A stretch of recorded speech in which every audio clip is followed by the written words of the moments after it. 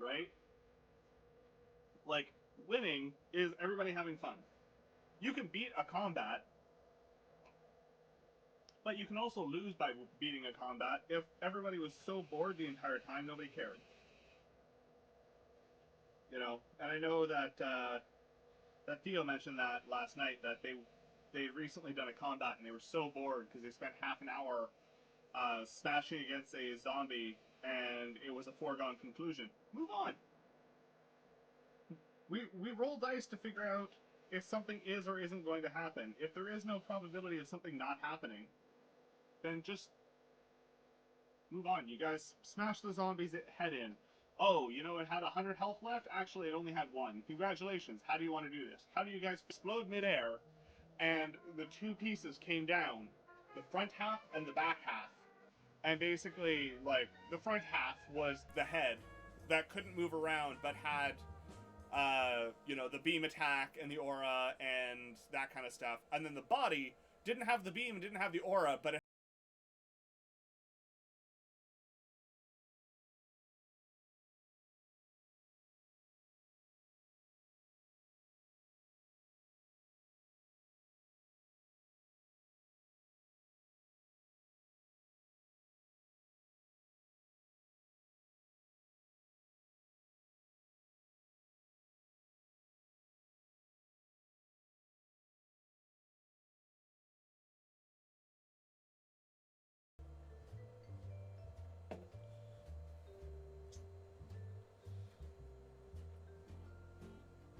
I want to work with my players so that they have the most fun possible.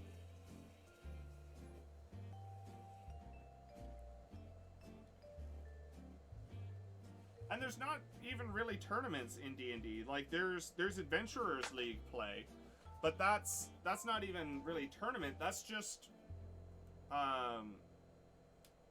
that's just group play that's been organized by modules organized by Wizards of the Coast. And those modules suck, I would like to say. They're terrible, and I never want to run one or play in one. But, like, there isn't really win.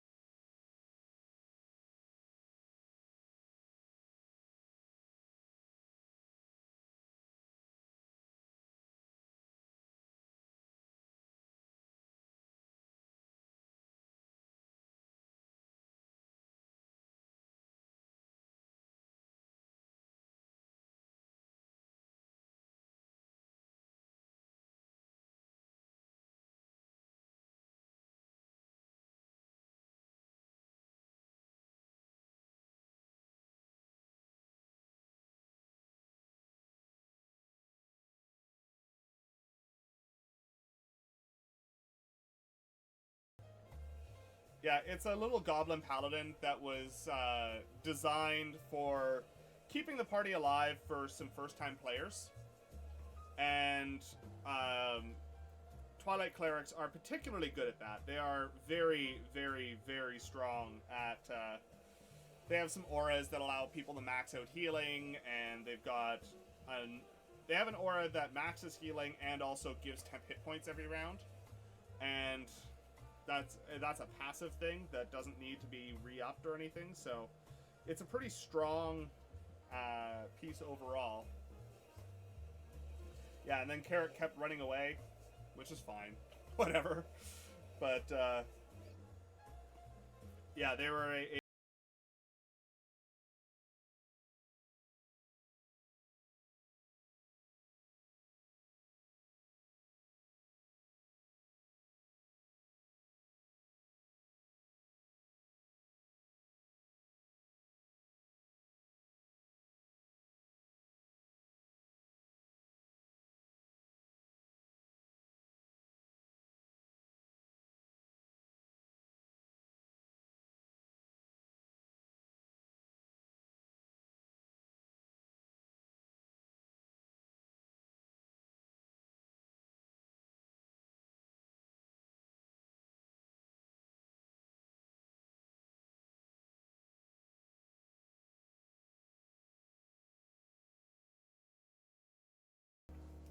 looking at it, switching from fire damage over to psychic is actually a fairly substantial balance shift within a certain aspect.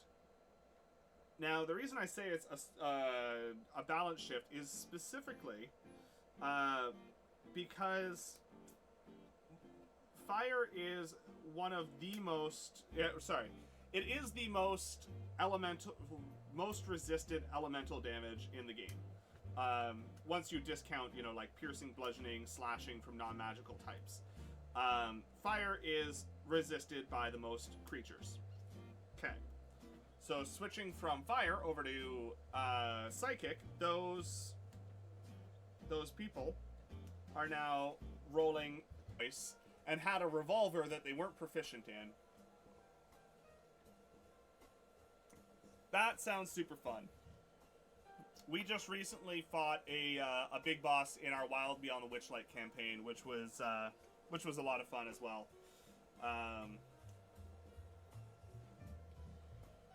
And the party really did a fantastic job of divide and conquer, where my player spent the entire time destroying the equipment that was making them powerful. Carrot's character got in melee and just tied them up, and they kept summoning minions, and everybody else was like, no, I don't think you're allowed to have minions. And the DM after the fact is like,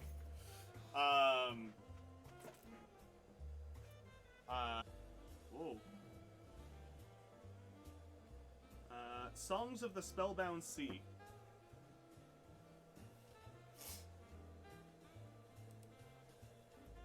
Yeah, I backed a module called Songs of the Spellbound Sea, which is super interesting, and is largely, go figure, based around piracy and pirates, and pirate crews and the like. What's my favorite piece of homebrew to date? Great question.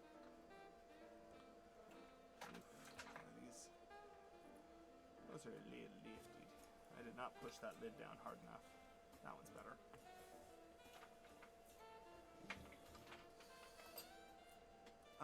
Favorite piece of homebrew to date?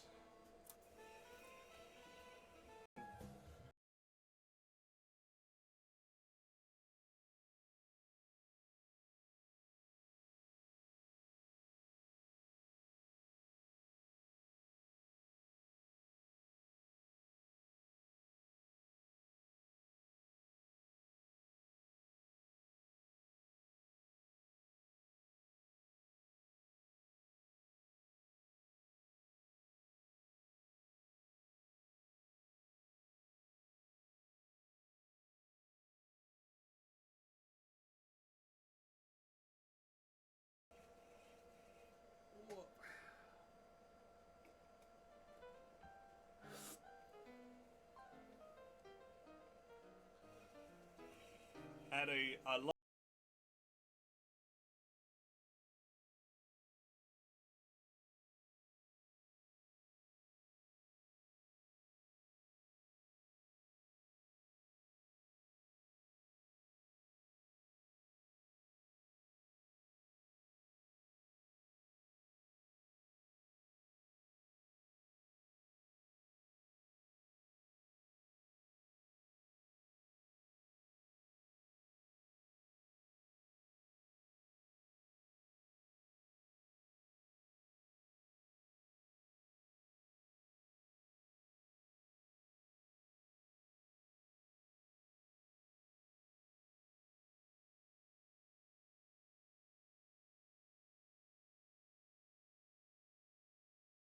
because it's very clearly different, and yeah, so we ended up, like, one of my favorite pieces of homebrew is probably the Way of the Bob Monk, which was a lot of fun.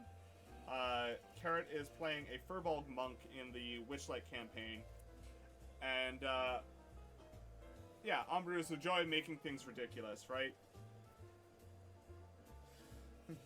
What does homebrew mean to you? It's the feeling in your heart. But yeah, like for instance, Carrot's monk subclass that we created for them is Carrot wanted to play monk because monks are in theory really cool. more damage against the monsters guy.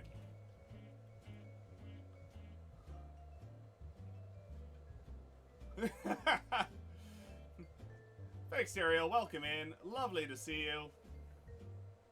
We're sanding dice today because we've got an in-person sale on the weekend. And we're trying to get some stuff ready. Currently, we're talking about Killjoy DMs and novelty dice.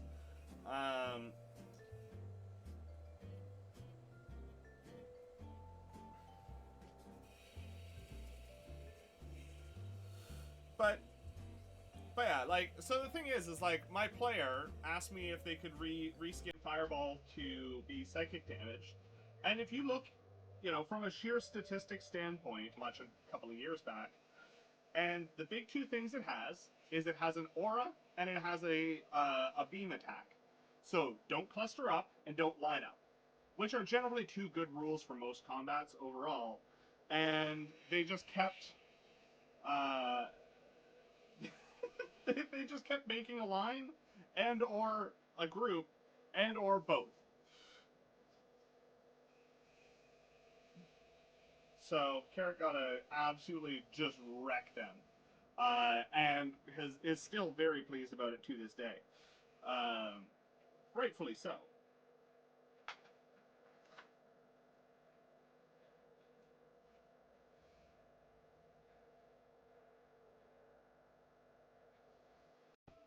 Well, I guess that means that you MK for 5 minutes and missed a bonk. Follow the Franco. Welcome in, Franco. Good to see you.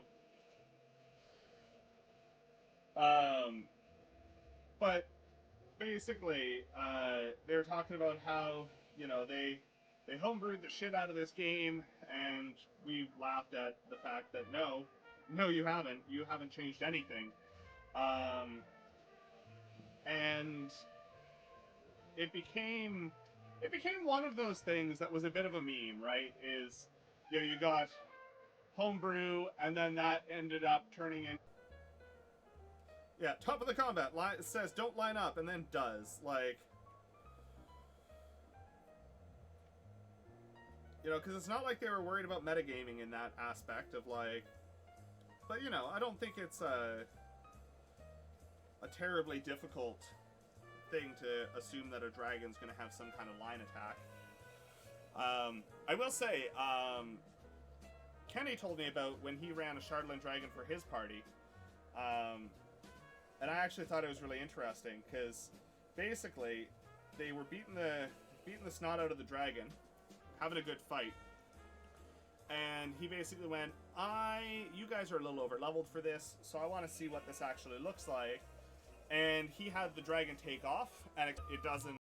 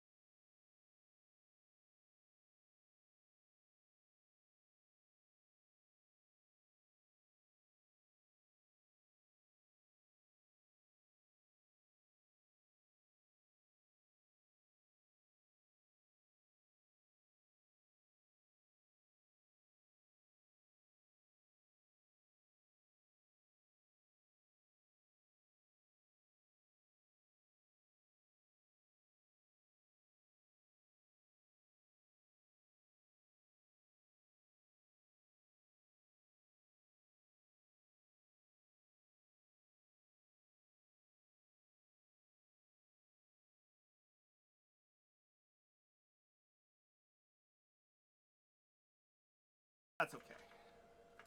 We will get there.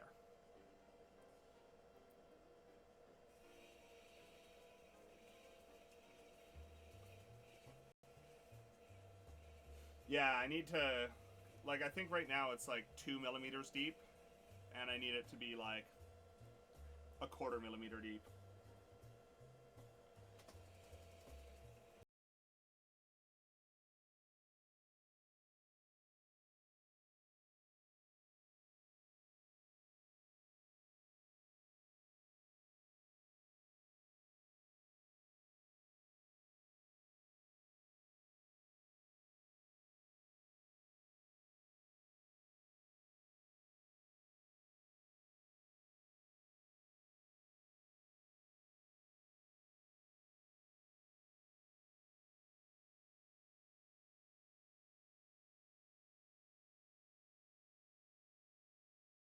It is a fairly big balance change because fire is resisted by the most creatures in the game, right?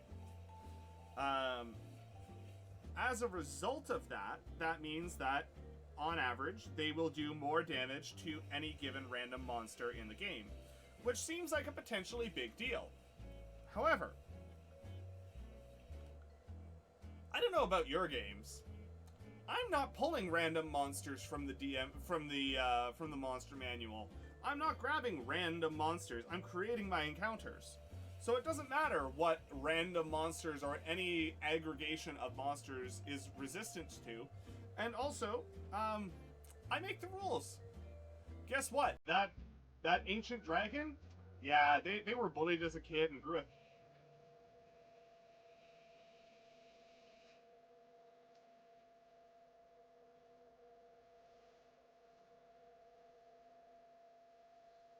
No, I appreciate the heads up. Always good to know.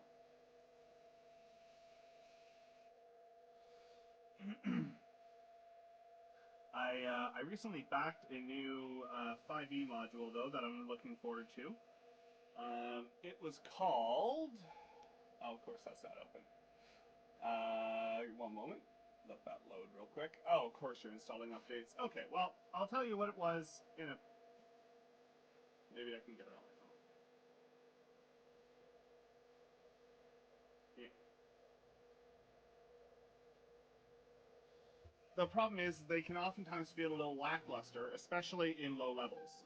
And given that this is a fairly low level campaign, we're like 2 years into it and we just hit level 7. Um, you can't have a class that feels terrible at low levels if you're going to be spending the entire campaign at low levels. So we changed it, and it basically is like a wild magic monk that is built around the idea of protecting their friends. And it is fantastic. And it has been a lot of fun to revisit and go after. Active project.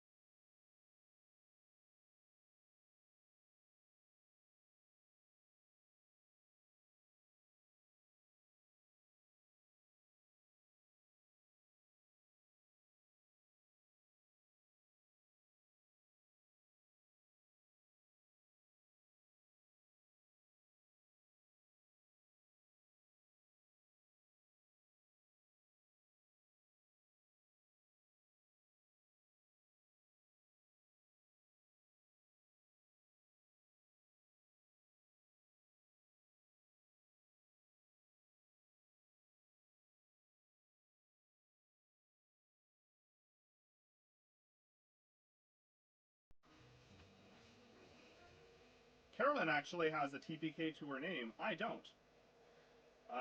To be fair, Carolyn's TPK is a danger room simulation of basically a friend came to Carolyn and went, hey, I know you want to run more combats. We need to learn how to play together as a team. We'd love if you could run a combat for us. And Carrick set up a fairly a difficult but manageable combat as long as they were playing well. But they kept the creature in question. I believe it was the Shardlin dragon that Carolyn enjoyed fighting. So thick skin, they don't really care much about psychic damage. Like, it doesn't matter. And people get really weird about some of this stuff. And they forget that, you know, you're playing a game, something that's supposed to be fun and enjoyable for you and everybody else.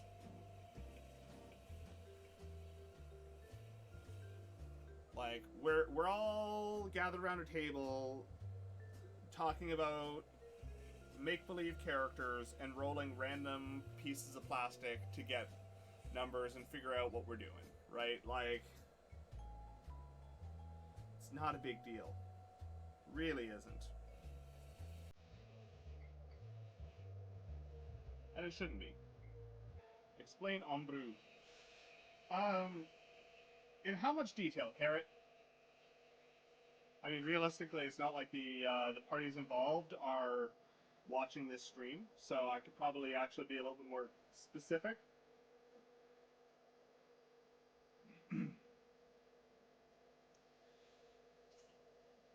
So, basically, a friend of ours was in a D&D campaign that was being streamed. Two of our friends, actually. One of them ended up dropping out of the campaign for very good reasons. But the other hung around, and it was a painfully bad campaign. A little win today, which was we're getting ready to ship a new product that I did the firmware and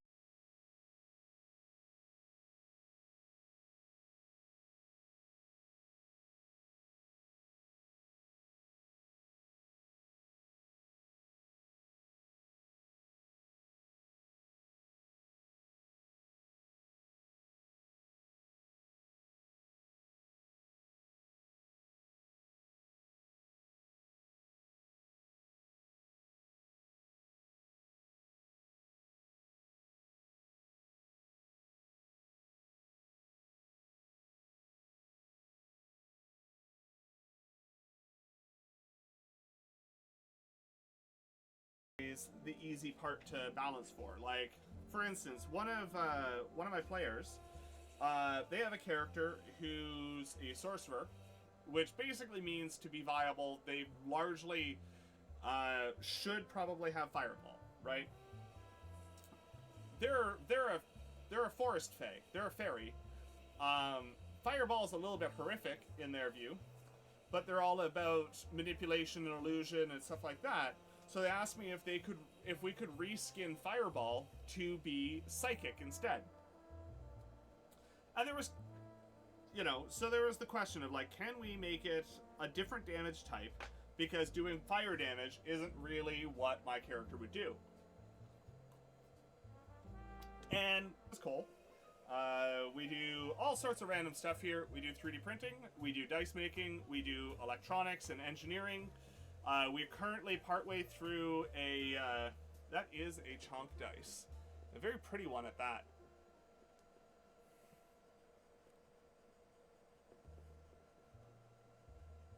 Yeah, this is very pearly.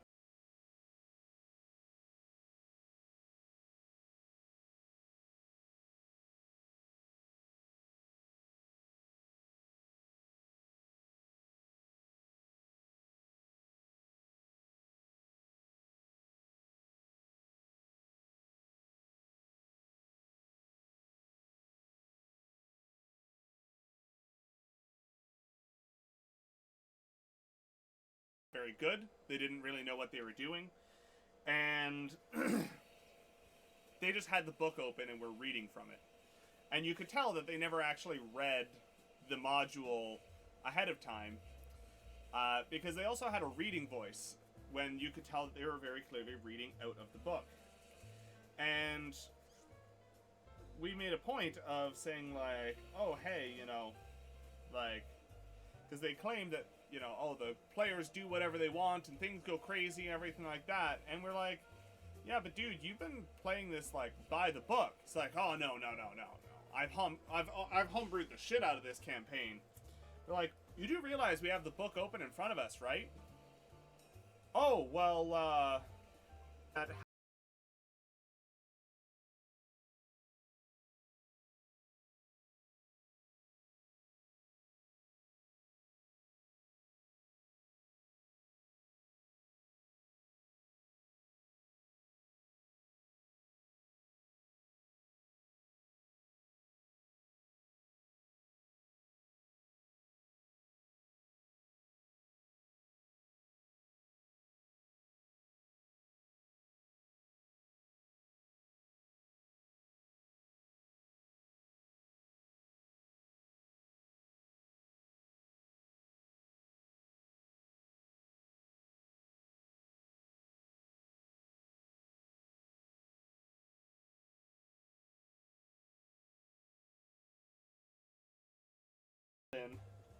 who wore, like, rotted out vestments over some really shiny plate armor he had stolen off a corpse.